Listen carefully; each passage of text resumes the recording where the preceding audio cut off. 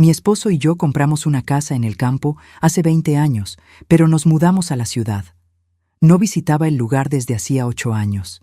Él iba cada 3 meses, pero después de que falleció, mi hija dijo: «Vende ese lugar, es inútil». Decidí visitarlo antes de venderlo, pero cuando abrí el portón oxidado, me quedé helada al ver quién vivía ahí. Me alegra tenerte aquí. Sigue mi historia hasta el final y comenta desde qué ciudad me estás viendo.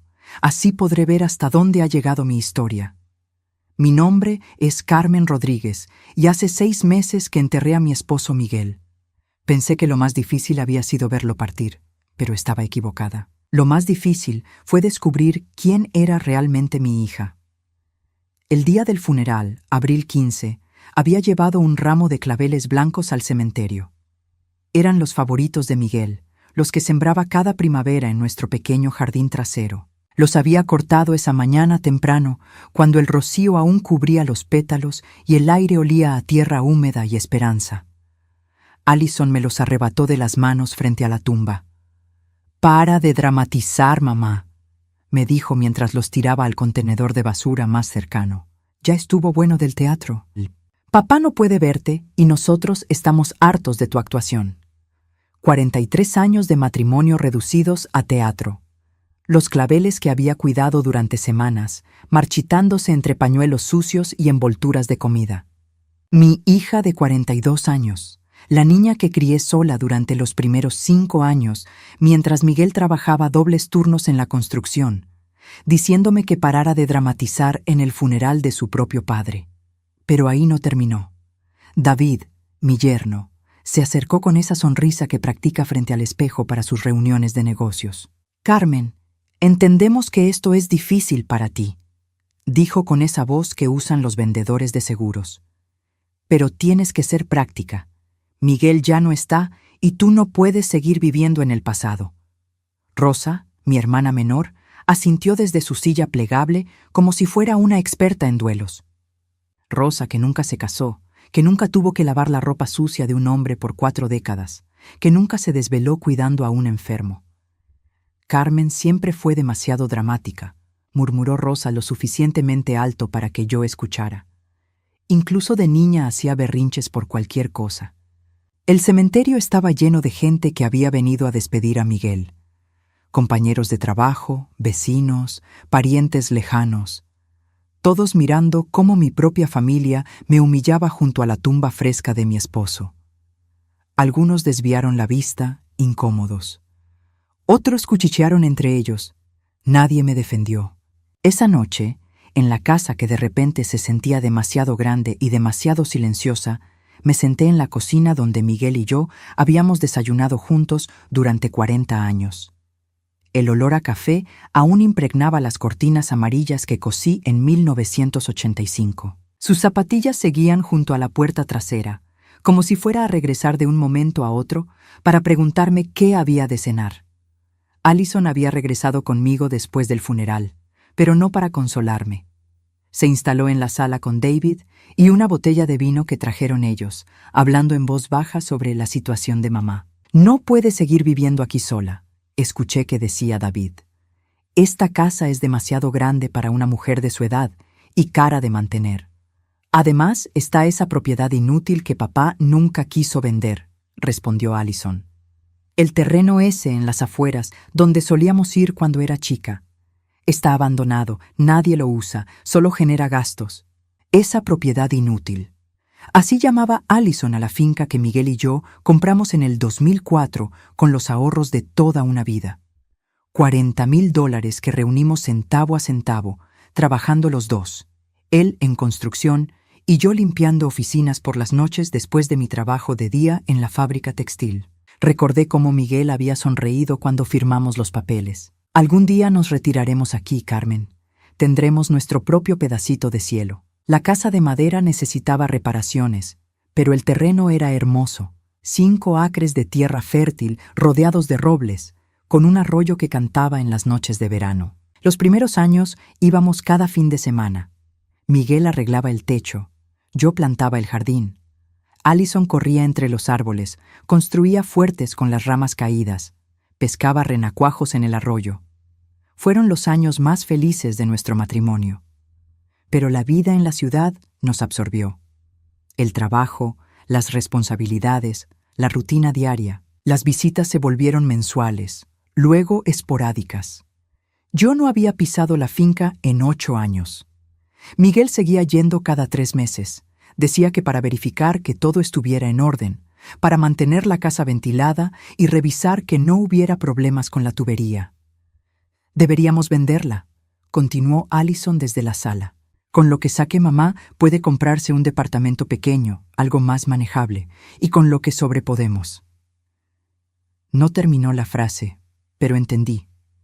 Con lo que sobre ellos podrían hacer lo que quisieran. Me levanté para servirme más té, y fue entonces cuando lo vi. El abrigo azul marino de Miguel colgaba en el perchero junto a la cocina. Lo había usado el día antes de morir, cuando salió a comprar medicina para la tos que no lo dejaba dormir. Era un abrigo viejo de hace 10 años, pero Miguel se negaba a desecharlo porque aún servía perfectamente. Algo me impulsó a revisarlo. Tal vez era la necesidad de encontrar algún rastro de él, algún recuerdo que Allison no pudiera tirar a la basura como mis claveles.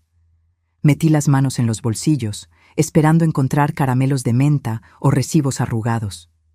En el bolsillo interior derecho, mis dedos tocaron metal frío. Saqué un juego de llaves que nunca había visto antes. No eran las llaves de la casa, ni las del auto, ni las de la finca que guardábamos en el cajón de la cocina. Estas eran diferentes. Una llave pequeña, como de buzón o casillero. Otra más grande, dorada, que parecía nueva. Y una tercera, plateada y pesada, del tipo que se usa para candados de seguridad. Miguel había muerto de un infarto fulminante un martes por la mañana. Estaba desayunando cuando se desplomó sobre la mesa, derramando café sobre los periódicos que leía religiosamente cada día. Los paramédicos dijeron que había sido instantáneo, que no sufrió. Pero mirando esas llaves misteriosas, me pregunté qué otro secreto se había llevado con él. Desde la sala llegaron las voces de Allison y David, ahora hablando de hipotecas y tasaciones. Mi hija, que durante el funeral me había dicho que parara el teatro, ahora planeaba mi futuro como si yo fuera una molestia que resolver. Cerré el puño alrededor de las llaves, sintiendo sus bordes filosos contra mi palma. Por primera vez desde la muerte de Miguel, algo que no era dolor llenó mi pecho. Era curiosidad. Y tal vez, apenas tal vez, era el comienzo de algo parecido a la esperanza. Las voces de la sala se hicieron más intensas. Escuché a David mencionar una inmobiliaria, a Allison hablar de residencias para adultos mayores. Planeando mi vida, disponiéndose de mis bienes, decidiendo mi destino mientras yo lavaba las tazas en la cocina como la sirvienta invisible que siempre había sido. Guardé las llaves en el bolsillo de mi delantal y seguí lavando platos, pero algo había cambiado. Miguel había guardado esas llaves por alguna razón, y yo iba a descubrir cuál era esa razón, aunque fuera lo último que hiciera. Los siguientes días fueron una tortura de sonrisas falsas y conversaciones que se callaban cuando yo entraba a la habitación. Allison había tomado residencia temporal en mi casa, según ella, para ayudarme con los trámites del seguro y los papeles de papá. En realidad, había convertido mi comedor en su oficina personal, con montones de documentos que no me dejaba revisar y llamadas telefónicas susurradas que interrumpía cuando me acercaba. «Es solo papeleo aburrido, mamá», me decía cada vez que preguntaba. «Cosas del seguro de vida, impuestos atrasados, ya sabes. Nada que te deba preocupar». Pero yo no era tan tonta como ellos creían. 40 años trabajando me habían enseñado a reconocer el olor de la traición, y mi casa apestaba a ella. El jueves por la mañana, Rosa llegó sin avisar con una bandeja de empanadas y su sonrisa de hermana preocupada. Se instaló en la cocina como si fuera suya, sirviendo café en las tazas que Miguel me había regalado por nuestro 20º aniversario. «Carmen, mi amor», empezó con esa voz melosa que usaba cuando quería algo. «He estado pensando mucho en ti desde el funeral». Allison apareció inmediatamente, como si hubiera estado esperando esa entrada. Se sentó junto a Rosa, creando un frente unido contra mí en mi propia mesa. «La tía Rosa tiene razón, mamá. Necesitas pensar en tu futuro de manera práctica. Rosa asintió con dramatismo exagerado. Carmen, siempre fuiste demasiado emotiva, incluso de niñas. Recuerdo cuando papá murió. Tú te aferraste a sus cosas por años. No puede ser sano vivir rodeada de fantasmas. Miguel no es un fantasma, logré decir. Era mi esposo. Era, enfatizó Allison. Tiempo pasado. Y esta casa está llena de recuerdos que te impiden seguir adelante. Además, es demasiado grande para ti sola. ¿Qué pasa si te caes en las escaleras? Si tienes una emergencia médica. David apareció como por arte de magia, cargando una laptop y más papeles. La coordinación era demasiado perfecta para ser casual. He estado investigando opciones para ti, Carmen, anunció mientras abría la computadora. Hay residencias preciosas para adultos mayores, con servicios médicos incluidos, actividades sociales, comidas preparadas. Podrías hacer amigas, mantener la mente ocupada. No quiero hacer amigas, respondí. Tengo mi vida aquí. Rosa soltó una risita condescendiente. ¿Qué vida, Carmen? Te quedas aquí encerrada, hablándole a las fotos de Miguel, viviendo en el pasado. Eso no es vida, es existir. Las palabras me golpearon como bofetadas. Era cierto que hablaba con las fotos de Miguel, que a veces ponía 2 tazas para el café por costumbre. ¿Pero qué tenía de malo? Había compartido 43 años con ese hombre. No podía borrarlo de mi vida como quien cambia de canal. Además está el tema de la finca, continuó Allison, intercambiando una mirada significativa con David. Ese terreno está generando gastos sin ningún beneficio. Los impuestos, el mantenimiento, los servicios básicos que hay que mantener conectados para que no se arruine la propiedad. ¿Cuánto nos cuesta al año?, preguntó Rosa, como si fuera parte de la familia nuclear. David consultó sus papeles con eficiencia calculada. Entre impuestos, luz básica y mantenimiento mínimo, aproximadamente $2,400 anuales. Dinero que se va directo a la basura. Dinero a la basura. Así describían el lugar donde Miguel y yo habíamos sido más felices. Pero el terreno debe valer mucho más ahora, dije, recordando cómo la zona se había desarrollado en los últimos años. Exactamente, dijo Allison con entusiasmo fingido. Por eso es el momento perfecto para vender. Con el boom inmobiliario podríamos sacar fácilmente $200,000. Con esa plata podrías vivir cómodamente en una residencia por años. ¿Y ustedes qué ganan?, pregunté directamente. El silencio que siguió fue ensordecedor. Rosa removió su café nerviosamente. David cerró la laptop con un clic seco. Allison me miró con esa expresión herida que perfeccionó en la adolescencia. Mamá, ¿cómo puedes pensar eso de nosotros? Solo queremos lo mejor para ti. Lo mejor para mí sería que me preguntaran qué quiero hacer con mi vida en lugar de planeármela por mí. Rosa se irguió con indignación teatral. Carmen Rodríguez, siempre fuiste terca como una mula. Incluso cuando éramos niñas. Tenía que ser todo a tu manera o no había manera. Y tú siempre fuiste envidiosa, le respondí, sintiendo 40 años de resentimiento burbujear en mi pecho. Envidiosa porque yo me casé primero, porque tuve una hija, porque Miguel me quería de verdad, y tú nunca pudiste mantener a un hombre más de 6 meses. Rosa se puso roja como un tomate. Allison intervino rápidamente, pero por primera vez desde el funeral no era para defenderme. Basta, mamá. No tienes derecho a hablarle así a la tía Rosa. Ella solo quiere ayudarte. ¿Cómo me ayudaste tú en el funeral cuando tiraste mis flores a la basura? Basta ya con las flores, explotó Allison. Era un ramo marchito, mamá. Flores muertas para una persona muerta. Era patético. David puso su mano sobre el brazo de Allison, probablemente recordándole que no era conveniente mostrar su verdadera personalidad tan pronto. Mira, Carmen, dijo con su voz de vendedor, entendemos que esto es difícil, pero ser adulto significa tomar decisiones racionales, no emocionales. La finca es una carga financiera y esta casa es demasiado grande para ti. Podemos ayudarte a encontrar algo más adecuado para tu situación actual. Mi situación actual.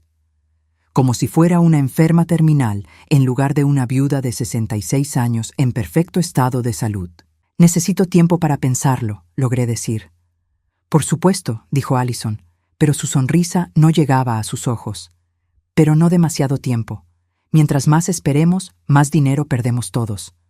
Todos. Había incluido a Rosa en el todos. Esa tarde, después de que se fueron, subí al ático a buscar los papeles de la finca.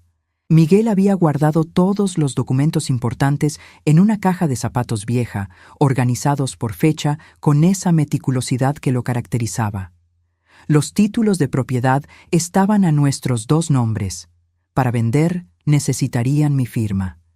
Pero mientras revisaba los papeles, encontré algo extraño. Los recibos de servicios públicos de los últimos 6 meses mostraban un consumo mucho mayor al que correspondería a una casa vacía. El recibo de luz de marzo, el mes antes de que Miguel muriera, mostraba un consumo de 328 kilovatios por hora. Eso era más de lo que consumíamos Miguel y yo en nuestra casa de la ciudad en invierno. Revisé los recibos anteriores.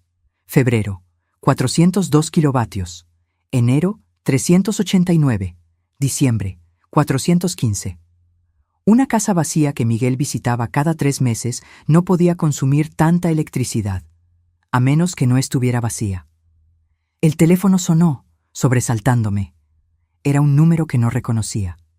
«Señora Rodríguez, habla Jorge Méndez, su vecino de la finca». Jorge vivía en la propiedad contigua con su esposa y 2 hijos.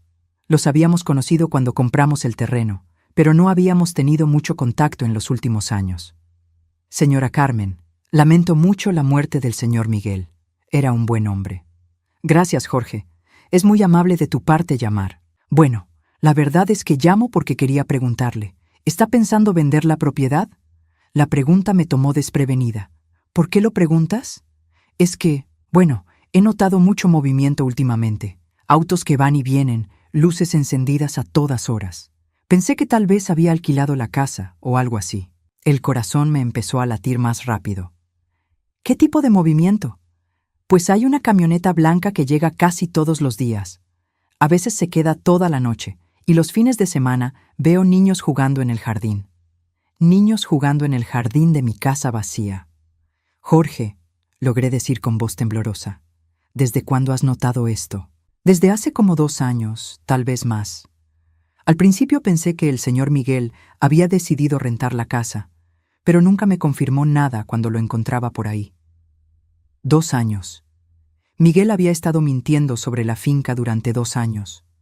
¿Podrías describir a las personas que has visto? Bueno, hay una mujer joven, como de 30 años, muy bonita, siempre con niños, y a veces viene un hombre mayor, pero no es el señor Miguel. Este es más alto, más delgado. Colgué el teléfono con manos temblorosas.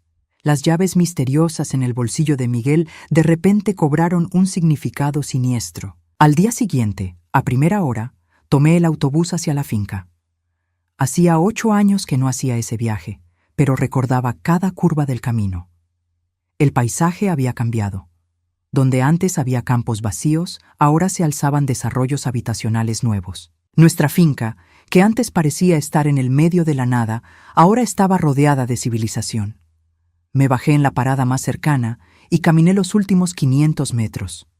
El portón de hierro que Miguel había instalado 5 años atrás se veía diferente, más nuevo, y tenía un candado que no reconocía. Un candado nuevo, brillante, del tipo que se abre con llave. Saqué las llaves misteriosas del bolso. La tercera llave, la plateada y pesada, encajó perfectamente en el candado. Cuando el portón se abrió con un chirrido suave, ya no era la misma mujer que había salido de la ciudad esa mañana. Era alguien que estaba a punto de descubrir que su vida entera había sido una mentira. El sendero de grava crujía bajo mis pies mientras caminaba hacia la casa que no había visto en 8 años. Cada paso me llevaba más lejos de la mujer que había sido esa mañana, y más cerca de una verdad que mi corazón ya sabía, pero mi mente se negaba a aceptar. La propiedad se veía completamente transformada. El jardín que yo había plantado ahora florecía con colores que no recordaba haber sembrado. Rosas rojas trepadoras cubrían la entrada. Girasoles gigantes bordeaban el sendero, y había una pequeña huerta con tomates, calabacines y hierbas aromáticas. Era hermoso, pero no era mío. La casa de madera también había cambiado. Las contraventanas, que recordaba descoloridas y descascaradas, ahora lucían un fresco color verde menta. Había una mecedora nueva en el porche, con cojines florales que combinaban con las cortinas que se asomaban por las ventanas, cortinas que yo nunca había comprado. Pero lo que me partió el corazón fue la ropa tendida en el alambre que Miguel había instalado junto al roble más grande. Ropa de mujer, ropa de niños, una camisa de hombre que no era del estilo que Miguel usaba, y en el centro, como una burla cruel, pañales de tela secándose al sol. Me quedé parada en el sendero, sintiendo cómo el mundo se tambaleaba bajo mis pies. 43 años de matrimonio, y mi esposo había estado manteniendo otra familia a 40 minutos de nuestra casa. Un ruido desde el interior me sacó de mi parálisis. Risas, risas de niños y la voz melodiosa de una mujer cantando en español. Una canción de cuna que yo le había cantado a Allison cuando era pequeña. Mis piernas se movieron solas hacia el porche.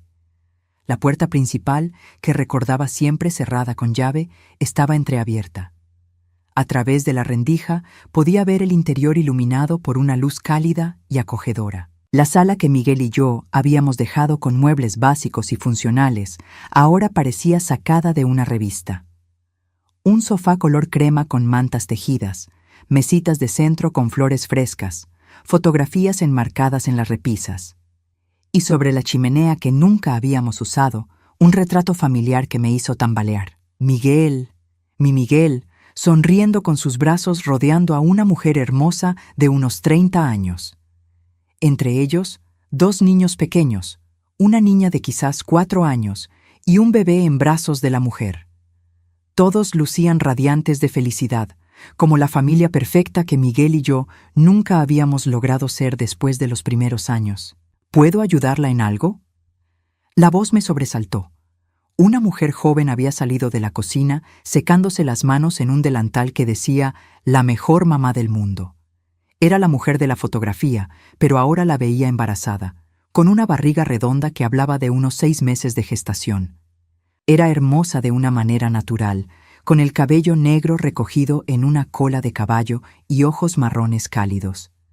Pero lo que más me impactó fue su expresión.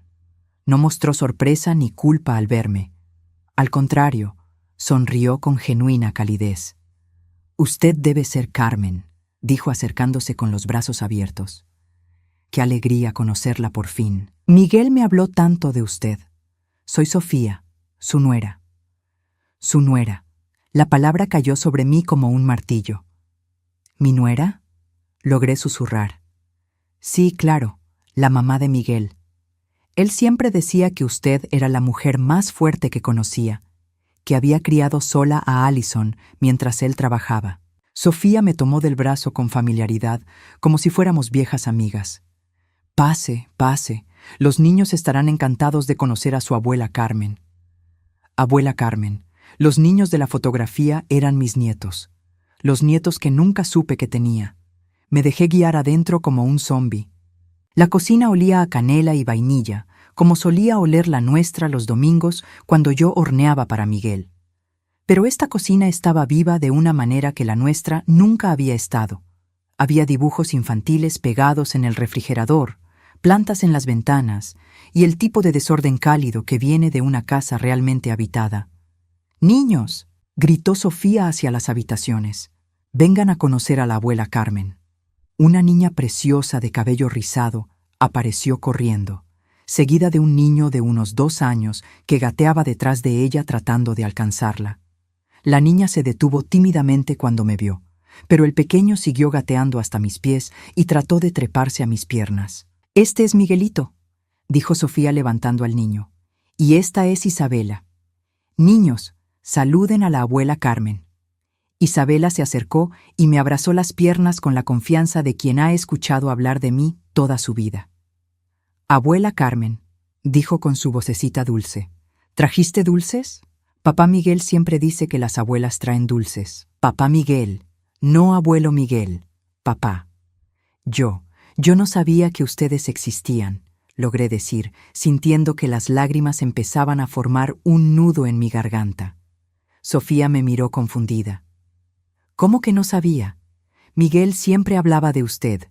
Nos contaba cómo la conoció en el baile del pueblo, cómo se enamoraron, cómo trabajaron juntos para comprar esta casa. Esta casa, repetí mecánicamente. Sí, nuestra casa. La casa donde Miguel quería que criáramos a sus hijos. Siempre decía que usted entendía por qué tenía que vivir aquí, por qué necesitaba estar cerca de la naturaleza para ser feliz. El mundo se volvió líquido a mi alrededor. Miguel le había contado a esta mujer una versión completamente diferente de nuestra historia. En su versión, yo era la que entendía y apoyaba su necesidad de vivir en la finca. En la realidad, yo había sido la que había insistido en quedarnos en la ciudad por trabajo y comodidad. Sofía, logré decir con voz temblorosa, ¿hace cuánto conoces a Miguel? 5 años maravillosos, respondió con una sonrisa que irradiaba amor genuino. Nos conocimos en el mercado del pueblo. Yo acababa de mudarme aquí después de mi divorcio, con Isabela, que entonces tenía solo unos meses. Miguel fue tan amable, me ayudó a encontrar trabajo, me presentó a los vecinos. 5 años. Miguel había estado viviendo una doble vida durante 5 años completos. ¿Y él? ¿Él vivía aquí con ustedes? Sofía se rió como si hubiera hecho una pregunta tonta. Por supuesto. Esta es su casa, nuestro hogar. Bueno, tenía que viajar a la ciudad por trabajo 2 o 3 días a la semana, pero siempre regresaba aquí. Decía que aquí era donde podía ser él mismo. La habitación empezó a dar vueltas. Miguel había estado viniendo a la ciudad 2 o 3 días a la semana. Conmigo, había estado viviendo la vida que no quería. Con Sofía, vivía la vida que sí quería. ¿Y Allison? Pregunté, aferrándome al último hilo de esperanza. ¿Conoces a Allison? ¡Ay, sí! Allison es maravillosa, exclamó Sofía con entusiasmo. Viene a visitarnos cada mes. Los niños la adoran. Siempre trae regalos y juega con ellos. Es una hermana mayor fantástica. Hermana mayor. Allison sabía. Allison había conocido a esta familia durante años y nunca me había dicho una palabra. La última vez que vino fue hace como 3 semanas, continuó Sofía sin darse cuenta de que cada palabra era una puñalada. Vino a contarnos lo de Miguel, pobre. Estábamos devastados. Lloré durante días. ¿Allison vino después de la muerte de Miguel? Sí, claro. Tenía que decirnos lo que había pasado y tranquilizarnos sobre la casa, sobre nuestro futuro aquí. Mi corazón se detuvo. ¿Qué dijo sobre la casa? O que no nos preocupáramos, que Miguel se había asegurado de que pudiéramos quedarnos aquí para siempre, que usted era muy comprensiva y que entendía que esta era nuestra casa tanto como la suya. Allison había mentido. Le había mentido a esta mujer sobre mis supuestas intenciones, mientras en la ciudad me presionaba para vender la propiedad. Miguelito empezó a llorar y Sofía lo meció automáticamente. Debe tener hambre, me explicó. ¿Le importa si lo amamanto? Puede sentarse, ponerse cómoda. Tenemos mucho de qué hablar. Me senté en el sofá donde Miguel se había sentado durante 5 años, viendo a esta mujer amamantar al hijo que había tenido con mi esposo. Las paredes estaban cubiertas de fotografías de una familia feliz que no incluía mi rostro. Cumpleaños, navidades, primeros pasos, primeras palabras. 5 años de vida familiar de los que yo había sido completamente excluida. Sofía, logré preguntar después de unos minutos, ¿Miguel alguna vez mencionó problemas en su matrimonio? Ella me miró sorprendida. ¿Problemas? No, nunca. Siempre hablaba de lo mucho que la amaba, de lo agradecido que estaba de tener una esposa tan comprensiva que entendía su necesidad de espacio y libertad. Comprensiva, libertad. Miguel había interpretado mi ausencia como comprensión, mi distancia como libertad otorgada voluntariamente. Sofía, tengo que decirte algo, empecé, pero fui interrumpida por el sonido de un auto llegando. ¡Qué raro!, dijo Sofía levantándose para mirar por la ventana. No esperábamos a nadie hoy. A través de la cortina vi una camioneta blanca familiar estacionándose frente a la casa. Era la camioneta de David. Y bajándose del lado del pasajero, con una sonrisa que conocía demasiado bien, estaba Allison. Mi hija había venido a la casa de la segunda familia de su padre, el mismo día que yo descubría su existencia. Eso no era coincidencia, era una emboscada. La sonrisa de Allison cuando entró por la puerta fue la actuación más convincente que había visto en mi vida. Corrió hacia Sofía con los brazos abiertos, como si fuera la hermana que nunca tuvo, y abrazó a los niños con el cariño de una tía devota. «Sofía, querida, ¿cómo están mis pequeños favoritos?», exclamó mientras Isabela se colgaba de su cuello y Miguelito extendía sus bracitos rechonchos hacia ella. Solo entonces, como si acabara de notar mi presencia, se volvió hacia mí con una expresión de sorpresa perfectamente calibrada. «Mamá, ¿qué haces aquí?». David entró detrás de ella, cargando bolsas de supermercado, actuando como si fuera la cosa más natural del mundo. «Carmen», me saludó con su sonrisa de vendedor. «Qué sorpresa verte por aquí». Sofía nos miraba confundida, claramente percibiendo una tensión que no entendía. «¿Se conocían ya?», preguntó. «Pensé que esta era la primera vez que Carmen visitaba nuestra casa». El silencio que siguió fue ensordecedor. Allison y David intercambiaron una mirada rápida, el tipo de comunicación silenciosa que solo se desarrolla entre cómplices. «Bueno», dijo Allison finalmente, «mamá y yo hemos tenido algunos malentendidos últimamente, sobre la herencia de papá, sobre lo que él hubiera querido». «Malentendidos», repetí, sintiendo la rabia empezar a hervir en mi pecho. David intervino con su voz más diplomática. «Ha sido un periodo difícil para toda la familia. La muerte de Miguel nos afectó a todos de manera diferente». Sofía asintió comprensivamente. «Por supuesto. El duelo es diferente para cada persona.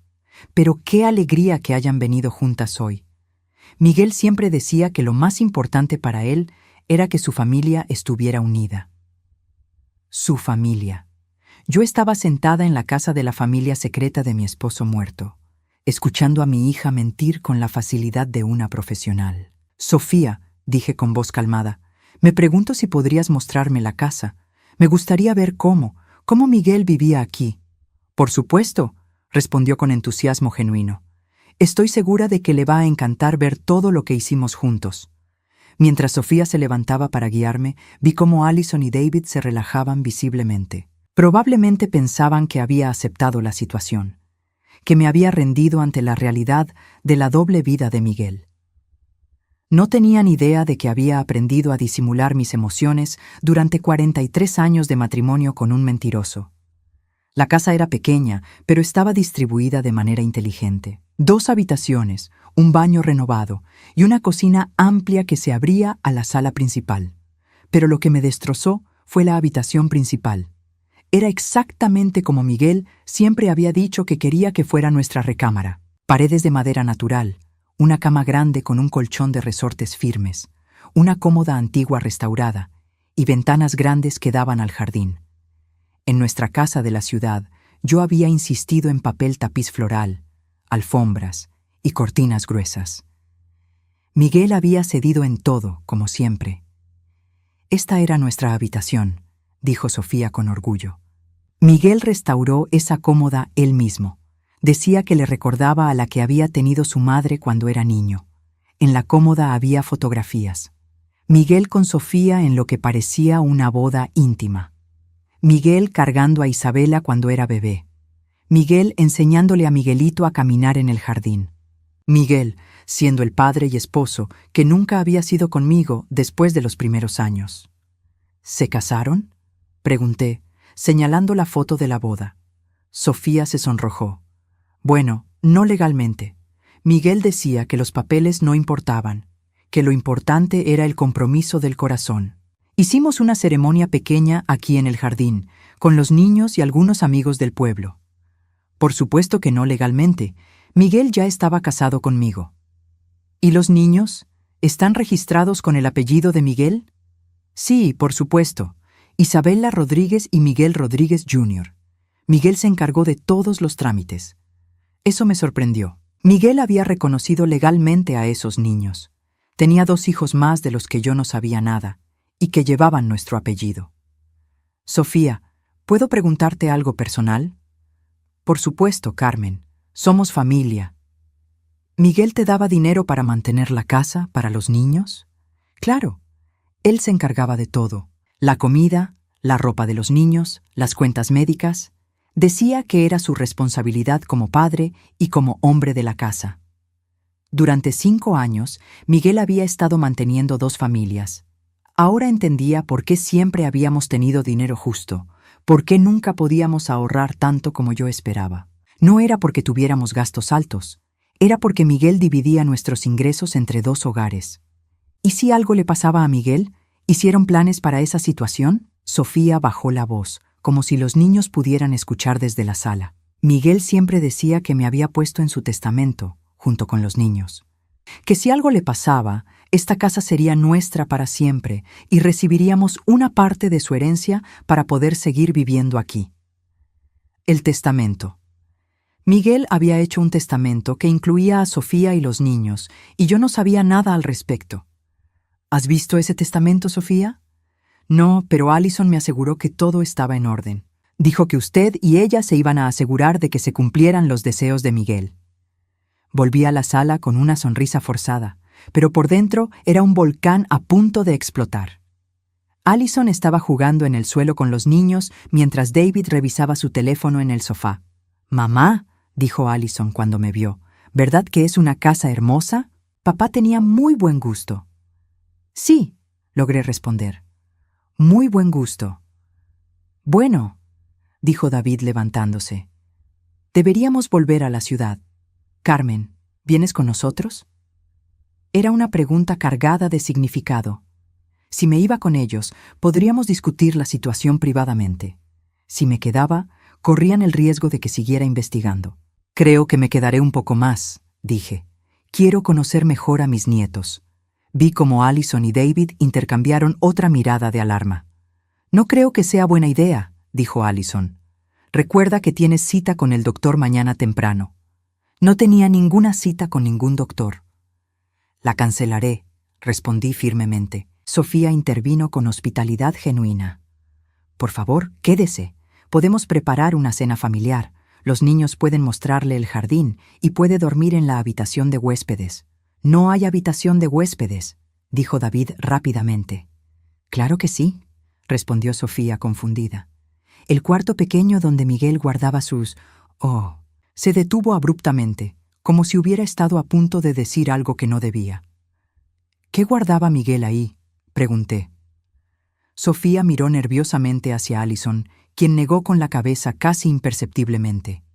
«Solo, cosas viejas, papeles, recuerdos.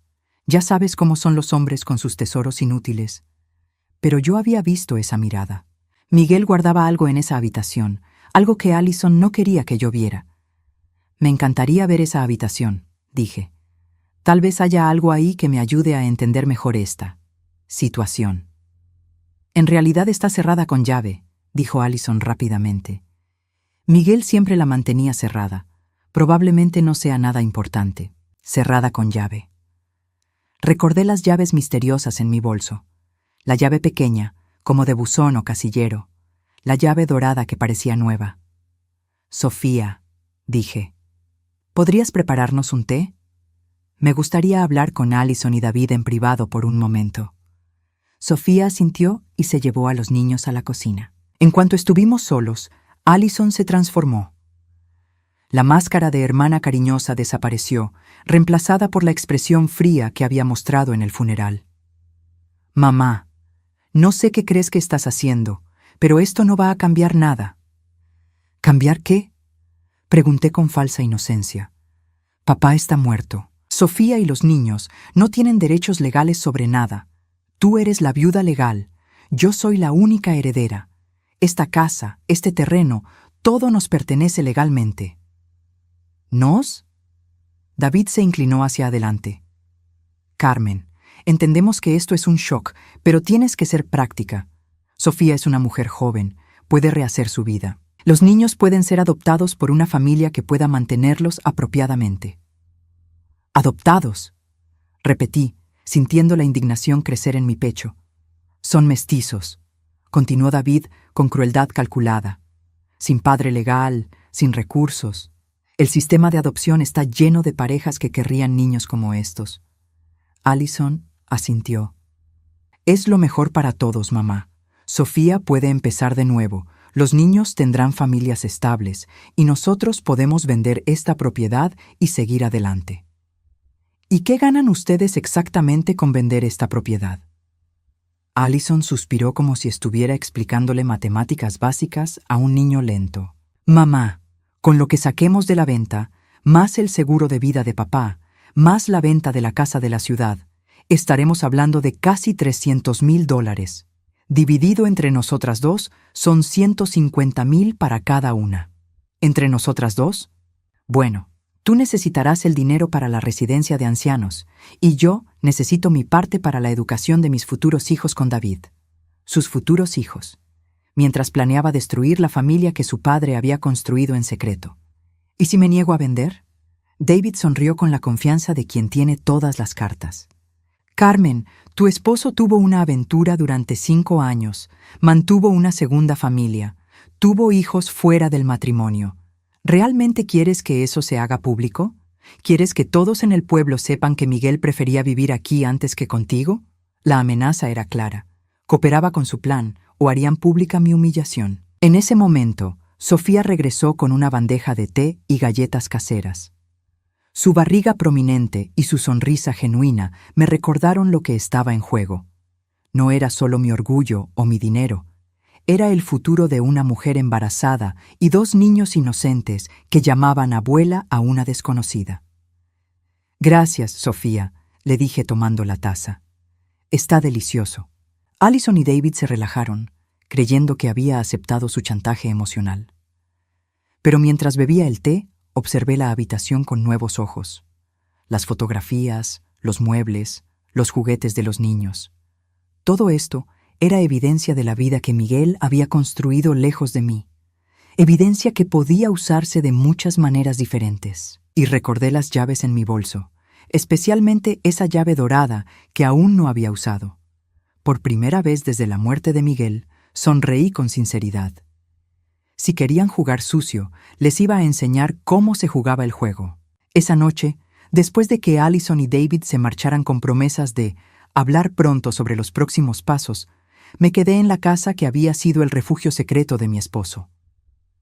Sofía insistió en que durmiera en el sofá de la sala, ya que la habitación de huéspedes estaba cerrada y ella no tenía la llave. Pero yo sí la tenía. Esperé hasta las 2 de la madrugada, cuando los sonidos de la casa se calmaron completamente. Sofía y los niños dormían profundamente y solo se escuchaba el canto lejano de los grillos y el murmullo del arroyo que corría detrás de la propiedad. La llave dorada encajó perfectamente en la cerradura de la habitación pequeña. La puerta se abrió con un crujido suave, revelando un espacio que Miguel había convertido en su santuario personal. No era solo una habitación de almacenamiento.